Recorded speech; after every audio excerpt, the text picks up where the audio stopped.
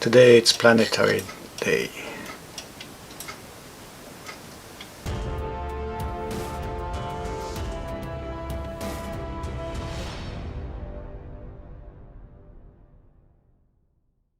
Hey guys, today I want to go in more details about the planetary gear that I have here for the rewinding system on my clock. That was the very first attempt that I did, just to kind of have a visual. The main parts of a planetary gear.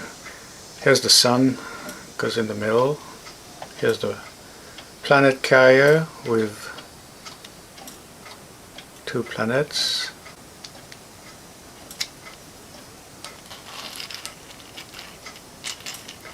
The last part is the ring, comes around.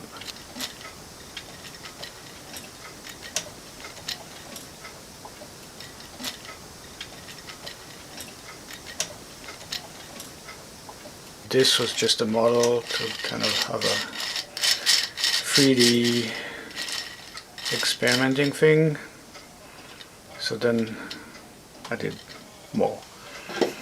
This was the very first I did for a clock, and there's a string. Here I'm rewinding.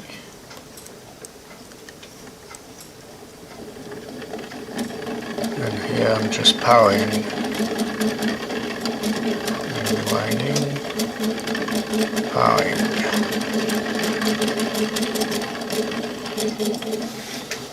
That was not a very good one. You can see there's a lot of play. So I came up with another solution. That's the parts. Let's take it apart.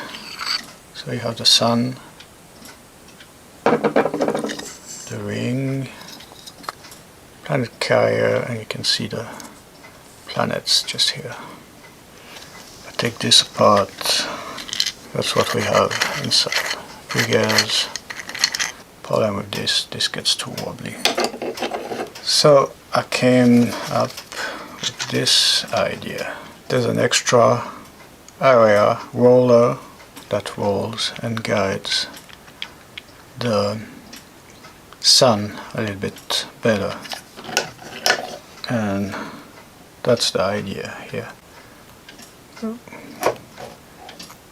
That's the idea. You can see the planet rolls onto the sun to improve the stability of the planet carrier. Now it's a little bit trickier to put it together. So that's the front part of the planet carrier. I need to put those, just a space to put it at the right depth, and then that puts the position just right.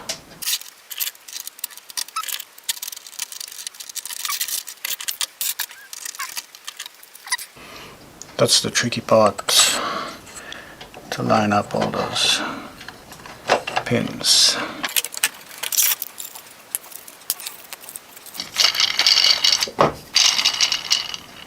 And then the ring with the drum for the string.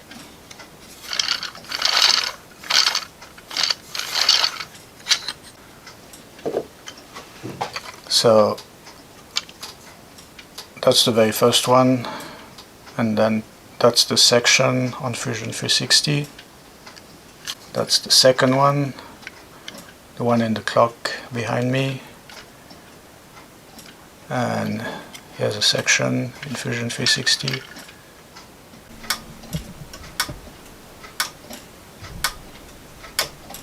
You hear how it's cracking.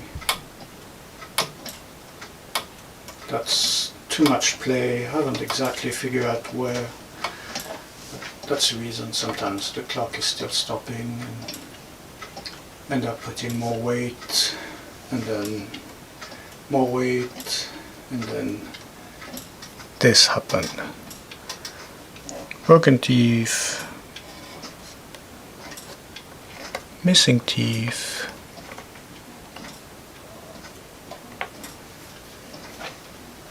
And I had to remake. So that's why it's work in progress. After rebuilding this planetary 2 times, I made this one with 5 gears. Okay, let's take it apart.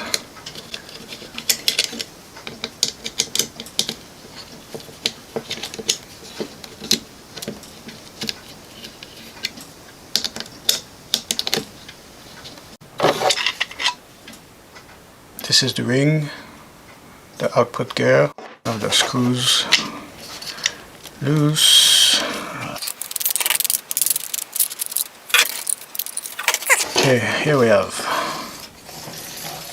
5 planets, and you can see there's really not much play because of this. It's a little bit stiff. I'm planning to do something like this. Still need to sand it a little bit.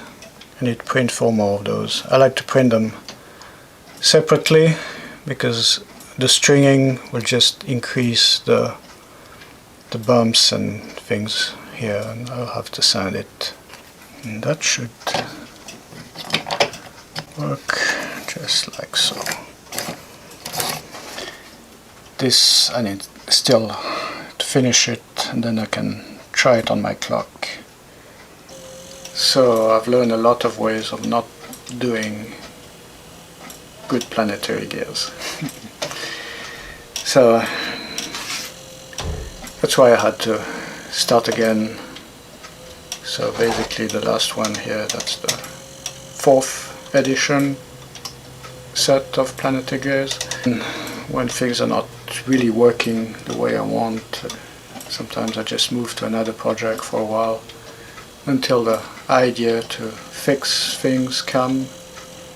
So that's why sometimes I'm jumping from one project to another. I'm still working on the grasshopper escapement clock, not fully rewinding like this, but more simple. I learned that John Harrison had made a significant invention to all the clocks. It's a maintain power device, and I have a prototype here. Basically it just has a spring in the middle, so it gives power to the clock for a few seconds while rewinding. But it's not quite finished yet, but I didn't find much information about it. I have those 2 drawings. That was one, and this is another one. Interestingly enough, there's not much videos on YouTube either, so this device will be the subject on the video.